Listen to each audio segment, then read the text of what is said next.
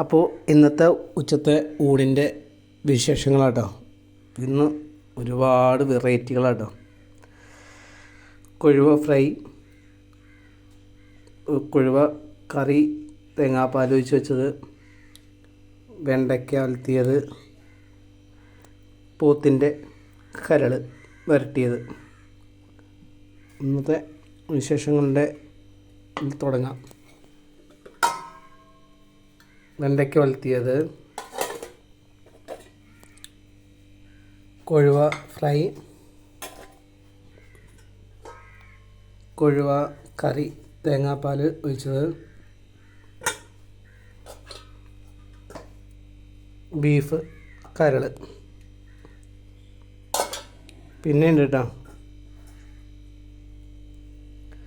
കിളിമീനും ചാളയും വറുത്തത്. ഒന്നും കൂടി അതിൽ വെക്കാൻ സ്ഥലമില്ലാത്തതുകൊണ്ടാണ്, അതും കൂടി ഇപ്പം എടുക്കും.